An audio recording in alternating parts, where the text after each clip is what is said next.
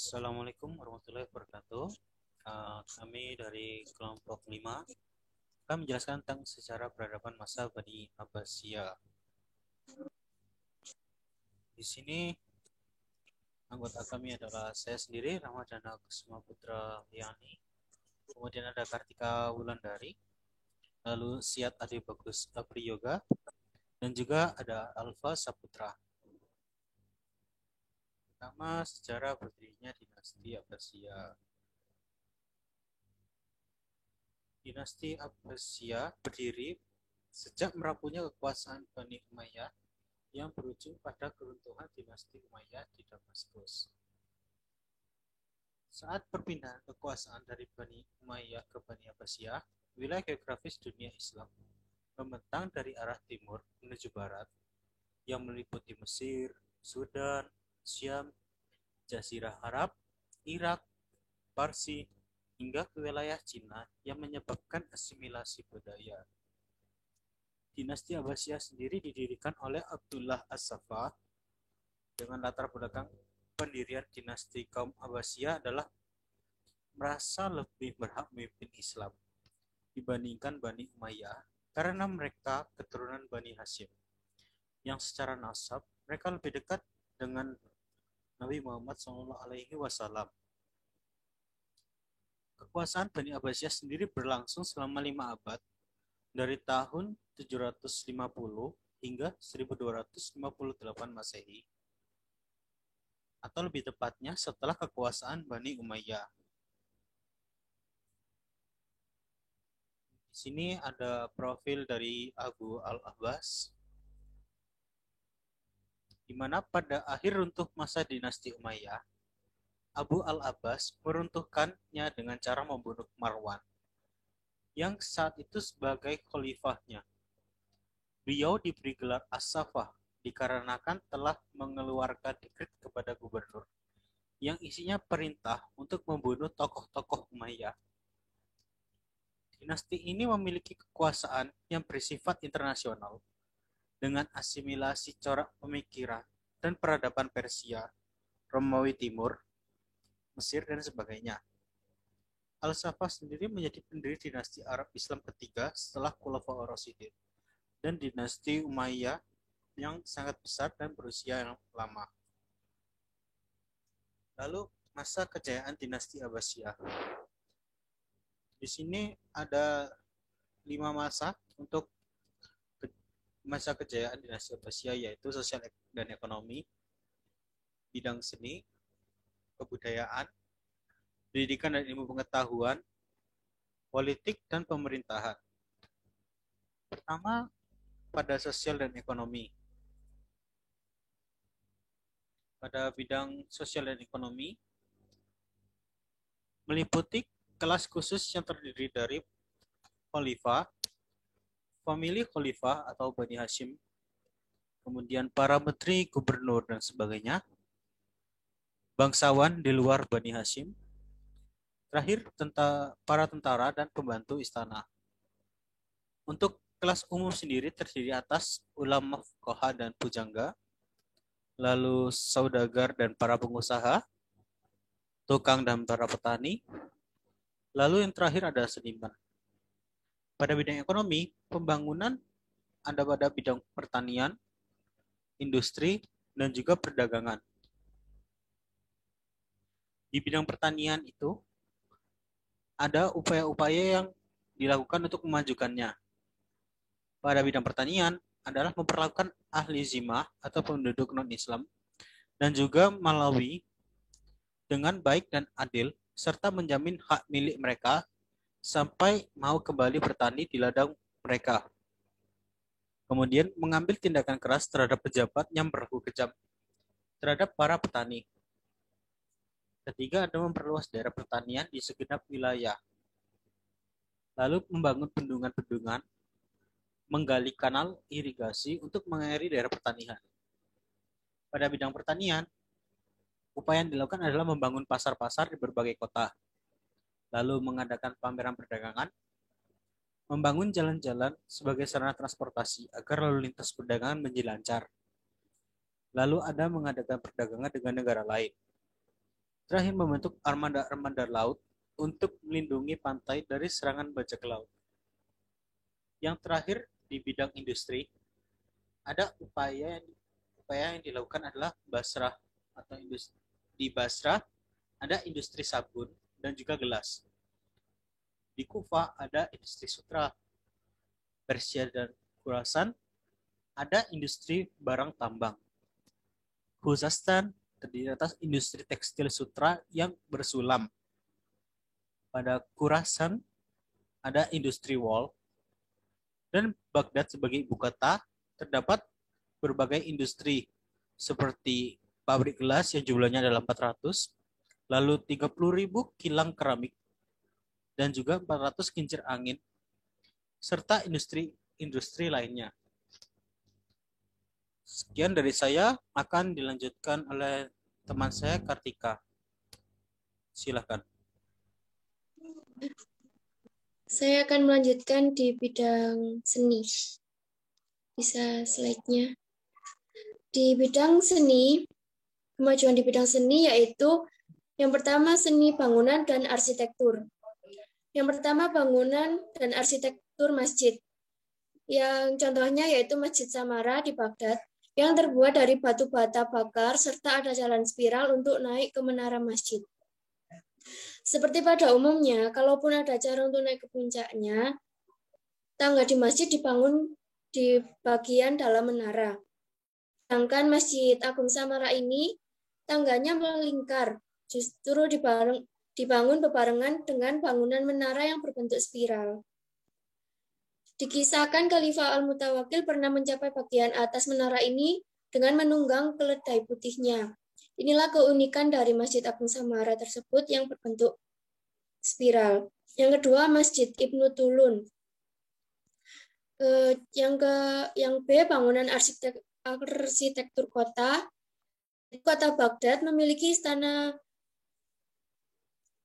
Kharuzabat yang luasnya 160.000 hasta persegi dan kota Samara dihiasi dengan 17 istana mungil.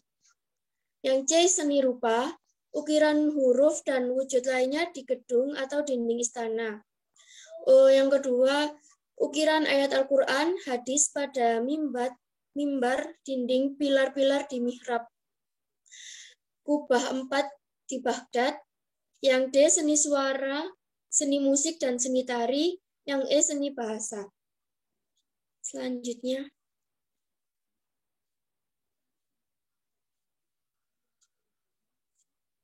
Nah, ini contoh Masjid Samara, dan ini Masjid Ibnu Tulun. Terlihat tangganya seperti spiral. Yang selanjutnya di bidang kebudayaan. Yang pertama Istana Hasimiyah. Istana ini dibangun pada masa Abu Abbas As-Saffah. Istana ini merupakan tempat tinggal khalifah dan para keluarganya.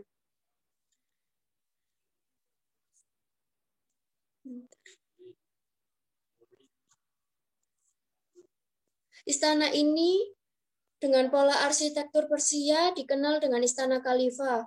Lokasinya berada di tengah-tengah kota Baghdad, dilengkapi fasilitas privat untuk penghuninya. Karena di sana ada masjid, ruang pengawal, kantor polisi, dan puri-puri tempat tinggal keluarga Khalifah.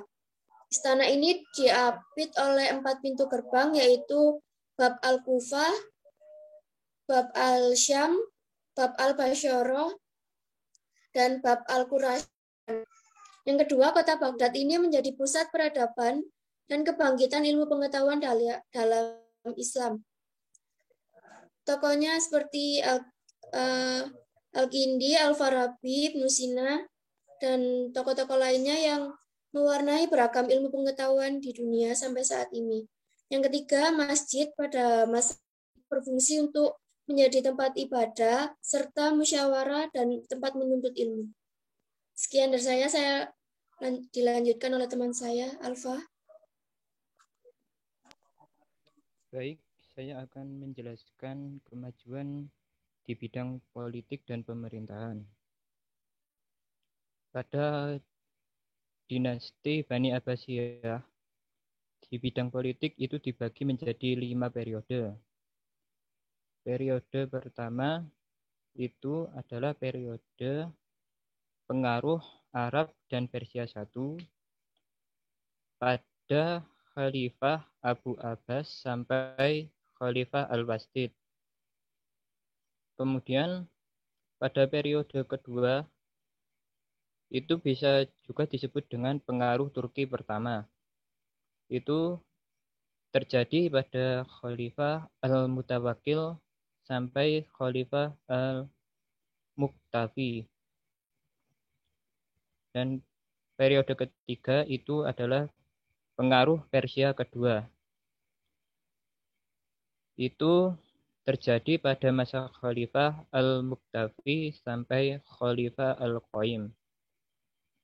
Yang periode keempat itu merupakan periode Turki kedua yang Khalifah pada masa itu adalah Al-Qaim sampai Khalifah An-Nasir. Yang periode kelima adalah periode non-pengaruh, yaitu adalah pada masa Khalifah An-Nasir sampai Khalifah Al-Mu'tasim. Pada kemajuan ini, periode Persia, Turki memang sangat dominan. Karena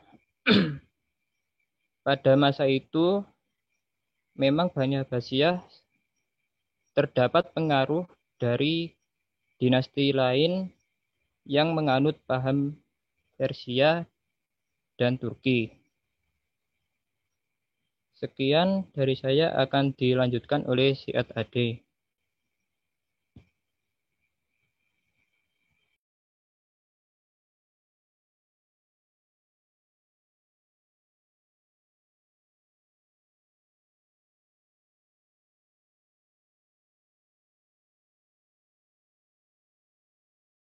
Selanjutnya bidang pendidikan dan ilmu pengetahuan. Pertama yaitu berdirinya lembaga-lembaga pendidikan, yaitu Darul Hikmah atau perguruan tinggi, kedua madrasah, sekelas madrasah ibtidaiyah, madrasah sanawiyah, dan madrasah aliyah.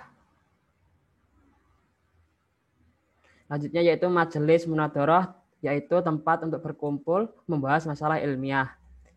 Selanjutnya yaitu An-Nizmiyah, yaitu pusat studi ahli agama. Yang kedua yaitu berdirinya kota-kota kegiatan ilmu pengetahuan, yaitu Mekah, Madinah, Kufah, Damaskus, Hujaz, Kairawan, Irak, Mesir, dan sebagainya. Yang ketiga yaitu lahirnya ilmu fikih dan para fuqaha terkenal antara lain Imam Abu Hanifah, Imam Syafi'i, Imam Malik, dan Imam Ahmad. Yang keempat yaitu perkembangan ilmu nakli. Yang pertama yaitu ilmu tafsir, tokohnya Ibnu Jafir dan At-Tabari. Yang kedua ilmu hadis, tokoh-tokohnya yaitu Imam Bukhari, Imam Muslim. Selanjutnya itu ilmu tasawuf, tokoh-tokohnya yaitu Imam Ghazali, Sahabuddin, dan lain-lain. Selanjutnya ilmu bahasa, tokohnya Sibawaihi, Al-Farah, dan lain-lain.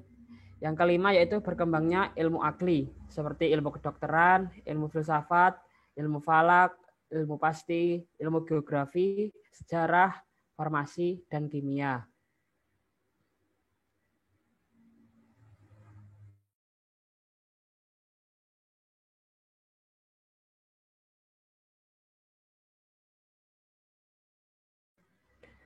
Runtuhnya masa dinasti Abbasiyah. Pada masa kekhalifahan Al-Mahdi Ibnu Al-Mansur, perekonomian mulai membaik. Pertanian ditingkatkan dengan mengadakan irigasi sehingga hasil gandum, beras, kurma, dan minyak zaitun bertambah. Begitu pula dengan hasil pertambangan seperti perak, emas, tembaga, besi, dan lainnya juga bertambah. Dagangan transit antara timur dan barat membawa kekayaan. Basrah dijadikan pelabuhan yang cukup penting saat itu. Kekhalifahan Al-Mahdi diganti oleh Al-Hadi atas dasar wasiat ayahnya yaitu Al-Mahdi. Namun kekhalifahan tersebut hanya berjalan 1 tahun dan ia digantikan oleh Harun al-Rasyid. Pada masa kepemimpinan Harun al-Rasyid, masyarakat hidup cukup mewah. seperti yang digambarkan dalam Hikayat 1001 Malam. Kekayaan yang banyak dipergunakan khalifah untuk kepentingan sosial, yaitu rumah sakit didirikan, pendidikan dokter diutamakan, dan bidang farmasi dibangun. Pada saat itu, Baghdad telah mempunyai 800 dokter. Selain itu, Harun al-Rashid juga mendirikan pemandian-pemandian umum sehingga dirinya cukup terkenal pada zamannya.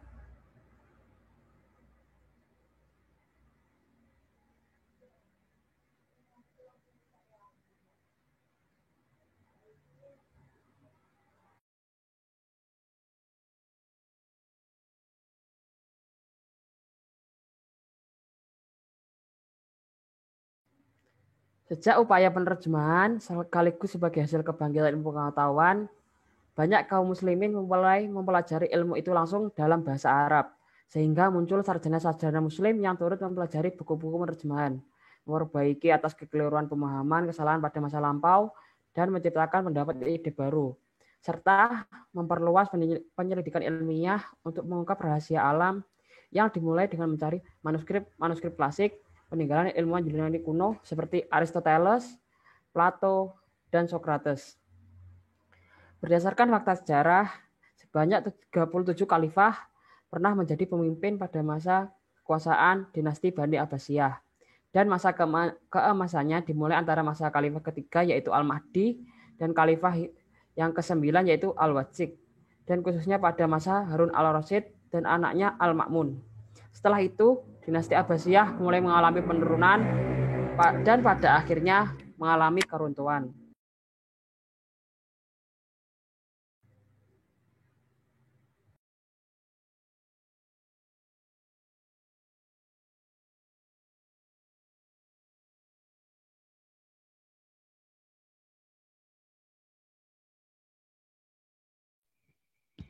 Faktor penyebab keruntuhan dinasti Abbasiyah.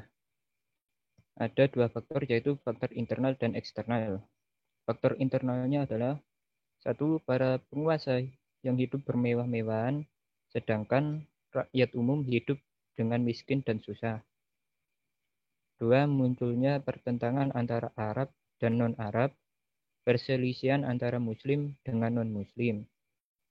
Tiga, perpecahan di kalangan umat Islam, serta gerakan-gerakan pembangkang yang berkedok keagamaan. Kemudian munculnya dinasti-dinasti kecil yang benar-benar menikmati independensi dari Daulat Abbasiyah seperti Bani Tulun dan Ikhsid di Mesir. Lalu pemakaian tentara bayaran, berarti pengeluaran uang makin bertambah banyak karena kesetiaan mereka hanya didapat dengan uang. Faktor eksternalnya adalah terjadi perang salib.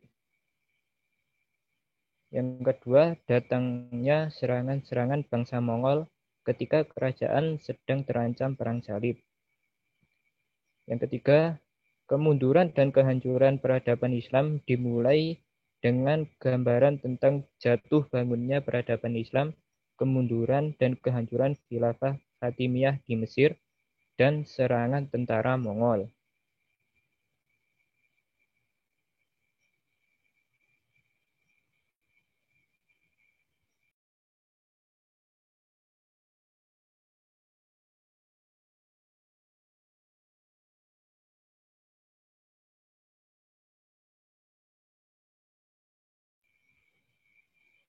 Peninggalan dinasti Abbasiyah, yaitu yang pertama adalah Istana Ukhayyidir. Bisa dilihat pada gambar berikut. Kemudian makam Zumurrud Khotun dan Masjid Agung Samara di kota Samara. Ya, itulah presentasi dari kelompok kami. Mohon maaf bila ada kesalahan. Sekian. Wassalamualaikum warahmatullahi wabarakatuh. Udah kan ya? Udah, Mas. Aku gak bisa.